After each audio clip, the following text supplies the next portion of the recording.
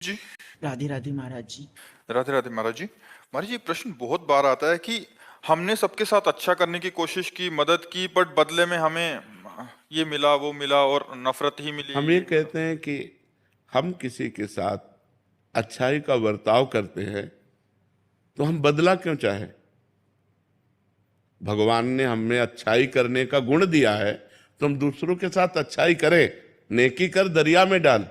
हम ये क्यों देखें कि हम उसको पानी पिलाए, वो हमको थैंक यू बोले, वो हमें धन्यवाद बोले, वो हमारे साथ अच्छा आचरण करे। उसका बुरा स्वभाव है, वो बुरा आचरण करेगा। मेरा अच्छा स्वभाव है, मैं अच्छा आचरण करूंगा तो मुझे कभी दुख नहीं होगा और हम महान बन जाएंगे। हम लोग इसी में गिर जाते हैं कि हमने इसके साथ अच्छा व्यवहार किया, या हमारे साथ बुरा कर रहा है तो फिर हम उसके साथ बुरा व्यवहार की बात सोचने लगते हैं, तो हम अपनी अच्छाई से गिर जाते हैं।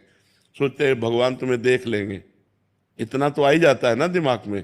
अब हम गिर गए अपनी अच्छाई से। अच्छाई तो अच्छाई ही रहनी चाहिए, अच्छाई में बुरा। एक बार एक काशी में गंगा जी में बिच्छू बहती जा रही थी, तो एक अच्छाई करने वाले ने उठाया, बिच्छू ने डंक मारा, वैसे फिर उठाया, फिर मारा, तो एक आदमी ने कहा पागल हो क्या, वो बार बार मार रहा है डंक और आप उठा रहे हो। बोले ये उसका स्वभाव है, बिच्छू का स्वभाव है डंक मारना, और मेरा स्वभाव इसे बचाना, मैं इसे बचाऊंगा। और बाहर एक बार कर दिया। तो ऐसे जैसे गलत स्वभाव के लोग हैं, अब आप अच्छा बर्ताव करेंगे तो वो बेचारे करें क्या? उनके पास सामग्री इतनी है, वो आपकी अच्छाई का उत्तर बुराई से देंगे। आपको चाहिए अपनी अच्छाई बचाकर उनकी बुराई को वापस कर दें। वो बुराई आप पर हावी ना हो पावे, आप पर प्रभाव ना डाल पावे, तभी अच्छाई रहेगी। और ये तब हो सकता है जब हम भगवत भाव से करें। इनमें भगवान विराजमान है तो हम इनसे बदला नहीं चाहेंगे, भगवान हमको देंगे। हमारी अच्छाई का फल हमें भगवान देंगे। ये क्या दे सकते हैं? ये बुराई ही दे सकते हैं। इस तो हम प्रसन्न रहेंगे। अगर हम किसी व्यक्ति से ये आशा रखें कि हम अच्छाई करें, वो हमारे साथ अच्छाई करे, तो असंभव। ये कलयुग है, यहाँ कपट छल, मतलब अगर आप उनकी ऐसी परिस्थिति में जब कोई सहयोग नहीं दे रहा, सहयोग दे दिया और उसको पता चल गया कि आदमी तो सरल स्वभाव का दयावान है, तो वो आपको नष्ट करने की भी सोच सकता है कि इसको फंसा लो। वो ये नहीं सोचेगा कि जब कोई साथ नहीं दे रहा था तब इस व्यक्ति ने साथ दिया, मैं कृतज्ञता प्रकट करूं। नहीं, आज का समय ऐसा नहीं। आपको बेवकूफ माना जाएगा, आप ज्यादा उदारता दिखाएंगे और ज्यादा सहयोग करेंगे तो माना जाएगा कम बुद्धि का आदमी। जी महाराज जी यही बोलते हैं। हाँ और जो छल कपट बेईमानी करे, बोले बड़े प्रवीण आदमी है। आज सम्मान किनका होता है? दंभी, पाखंडी, छल कपट का। और सत्य से चलोगे तो बुद्धू कहे जाओगे। दूसरे को जरूरत पड़ी, अपनी जेब से निकाल के दे दिया। दूसरा भूखा है, अपना भोजन दे। इसको भगवान आदर देते हैं। तो हम जब जिसको भगवान आदर देते हैं उसका कोई अनादर नहीं कर सकता, वो आगे चलकर प्रकाशित हो जाएगा। इसलिए आप भगवान से जुड़ो, इंसान की सेवा करो भगवत भाव से, बदले में उससे मत चाहो, तो आपकी अच्छाई आपको भगवान तक पहुंचा देगी। पर जी हम क्या चाहते हैं कि अभी हमने अच्छा किया तो अच्छे का परिणाम तत्काल अच्छा मिले, बट महाराज जी ये तो पक्का है ना कि बाद में मिलेगा हमें? पक्का 1000% पक्का मिलेगा। जब बुरे कर्म का फल मिलता है तो अच्छाई का फल क्यों नहीं मिलेगा? नहीं मिले। महाराज जी उसका रूप क्या होगा? वो इससे अच्छा होगा। जैसे हमने इनको संकट विपत्ति में सहयोग किया, तो हमारे जीवन में संकट विपत्ति जब कभी आएगी तो उस समय भगवान सहयोग करेंगे। और सबसे बड़ी बात होती है, भगवान प्रसन्न हो जाते हैं।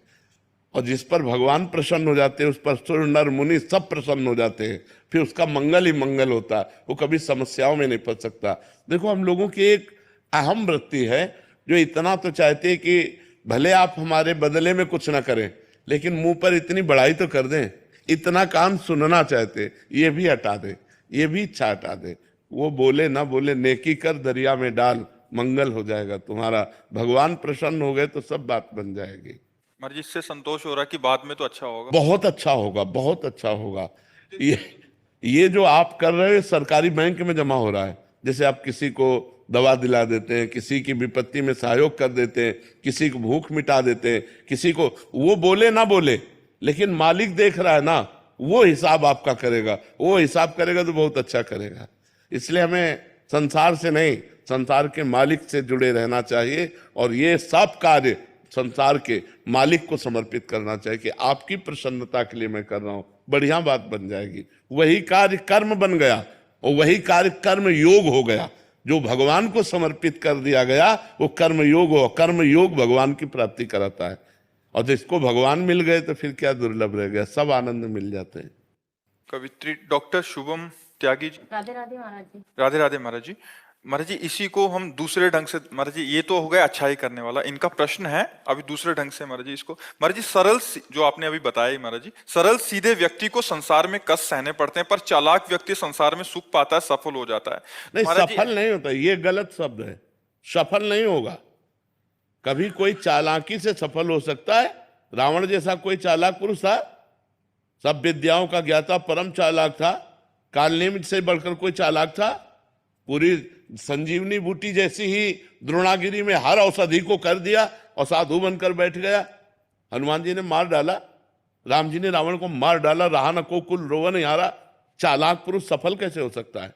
नहीं, सीधा सरल पुरुष कष्ट पा सकता है पर सफल सीधा और सरल सच्चाई पर चलने वाला हो। जैसे धर्मराज युधिष्ठिर बिल्कुल सीधे थे, यहां तक इतने सीधे थे कि युद्ध क्षेत्र में कल कौन सी रणनीति है वो जाके दुर्योधन सीधे पूछ लेता था।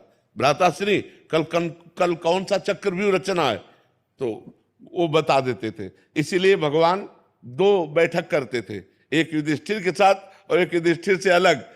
युधिष्ठिर के साथ जो बैठक की वो चक्रव्यूह रचना ही नहीं होगी, क्योंकि वो दुर्योधन को पता हो। इतने सरल थे कि वो आके पूछ लेते, वो पूरी बात बता देते थे। तो आप देखो विनाश किसका हुआ? चतुर चालाक, जिसके साथ शकुनी, दुशासन, कर्ण, दुर्योधन के साथ इतने चालाक, चालाकी की हद थे ये लोग। तो क्या ये लोग सफल हुए? नहीं, सफल हुए सीधे साधे युधिष्ठिर जी महाराज, और नाश हुआ उन चालाक पुरुषों का। तो चालाक पुरुष तुम्हें सफल होते नजर आएगा लेकिन सफल नहीं हो सकता। सीधा साधा पुरुष तुम्हें दुख भोगते नजर आएगा लेकिन वो दुख भोगेगा नहीं, आगे चलकर वही विजय को प्राप्त होगा। थोड़ी यात्रा ऐसी है जिसमें संशय हो सकता है देखकर कि बेईमान, दुष्ट, चालाक, कपटी पुरुष उन्नति को प्राप्त हो रहा है और धर्मात्मा, ईमानदार दुख को प्राप्त हो रहा है। थोड़ी देर की यात्रा है लेकिन परिणाम में जो सही चल रहा है उसका सही परिणाम होगा और जो गलत चल रहा है उसका गलत परिणाम होगा पक्का। आज तक की पूरा सृष्टि का विधान ऐसा है।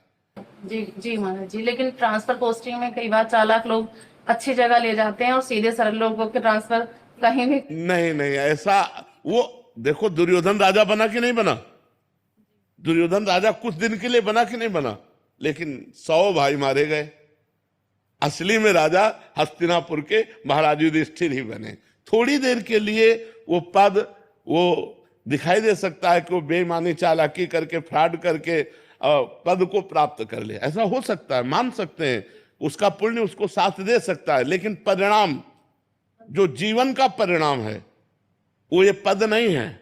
मरोगे तो तुम्हारे साथ पद नहीं जाएगा, तुम्हारे साथ रुपया नहीं जाएगा, तुम्हारी अच्छाई जाएगी, तुम्हारे सत्कर्म जाएंगे।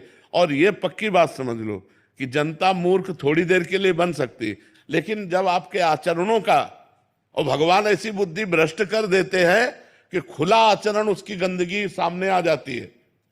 आदमी की इज्जत चली गई तो किस योग रह गया? तो ये पक्का समझ लो, अच्छा पुरुष और धर्मात्मा पुरुष दुखी हो सकता है लेकिन हार नहीं सकता। विजय को वही प्राप्त होगा। यत्र योगेश्वरा कृष्णो यत्र पार्थो धनुर्धरा तत्र श्री विजयो भूतिर ध्रुवा नीतिर मतिर्मम। ये निश्चित बात है, जहां धर्म है, जहां भगवान है, वहां विजय जरूर होगी। थोड़ी देर के लिए, अब जैसे 12 वर्ष का वनवास, 1 वर्ष का अज्ञातवास महाराज युधिष्ठिर को हुआ, इतने धर्मात्मा होते हुए, और ये दुष्ट लोग मौज उड़ाते रहे, लेकिन परिणाम में महाराज युधिष्ठिर ही चक्रवर्ती सम्राट बने और 100 के 100 कौरव मारे गए। तो इसलिए हमें अपने मन को धर्म में ही लगाना चाहिए, चाहे थोड़ा दुख मिले, थोड़ा उन्नति कम दिखाई दे, लेकिन आगे चलकर वो उन्नति को प्राप्त होगा। धर्मात्मा दीपक की तरह जलता है पर वो जलता रहता है, और अधर्मी हाइलोजन की तरह जलता है पर फ्यूज हो जाता है। वो एकदम चढ़ा और एकदम फ्यूज हो गया, एकदम नष्ट हो गया। धर्मात्मा पुरुष दीपक की लौ की तरह जलता रहता है और अपने घर को प्रकाशित कर देता है। इसलिए धर्म से चलो, भगवान का आश्रय लो। बुरे आचरणों से कभी किसी का कोई लाभ नहीं हुआ, थोड़ी देर लाभ होते दिखाई दिया, लेकिन परिणाम में विनाश ही होगा, अशांति ही होगी। कभी पाप कर्म करने वाला, छल कपट करने वाला सुखी नहीं हो सकता। परिणाम में थोड़े दिन तो आपको लग सकता है कि सुखी हो रहा है, लेकिन फिर ऐसा रहेगा कि मिट्टी में मिल जाएगा, रहा न को कुल रोवनिहारा। सामने से तो बहुत सुंदर दिखाई दे रहे और पीछे जो पाप कर रहे तो मालिक देख रहा है, उसका हिसाब मालिक करेगा। मालिक की दुकान में है सबका जीवन खाता, पाई भर का भी चूक नहीं होती हमारे मालिक से। एक एक बात का हिसाब होता है। अगर हमने अंगुली भी उठाई है तो उसका भी हिसाब है कि क्यों उठाई और कैसे उठाई। परमात्मा सबको देख रहा है, इसलिए ये मत दे जानो कि कोई देख नहीं रहा है, हम अच्छाई कर रहे हैं, हमें बुराई पर बुराई मिलती चली जा रही, कोई हमारे देख नहीं, परमात्मा देख रहा है। और जो एक है कि मैं छल कपट बुराई से बढ़ रहा हूं, तो देख लेना तुम नष्ट हो जाओगे। जैसे किसी को दो आदमी हाथ और पैर पकड़कर ऊपर 7वें खंड में ले जा रहे हो, वो सोचे मैं बड़ी मौत से जा रहा हूं, मौत से ले जा रहे हो, ऊपर से पटकने के लिए ले जाया जा रहा है। ऐसे पापी आदमी यदि बढ़ोतरी को जा रहा है तो समझो उसका नाश होने वाला है, और धर्मात्मा पुरुष दुख मिल रहा है तो समझो अब ये ऊंचाई पर चढ़ेगा। तो आज तक जो हमारा इतिहास साक्षी है, जिसमें महापुरुष गए हैं, वो मार्ग सत्य है, वो अच्छाई है, वो परोपकार है। अगर इसमें चलेंगे तो हम महापुरुषों की गति को प्राप्त होंगे। अंतिम गति हमारी सुधर जाए, यही मनुष्य जीवन का लाभ है।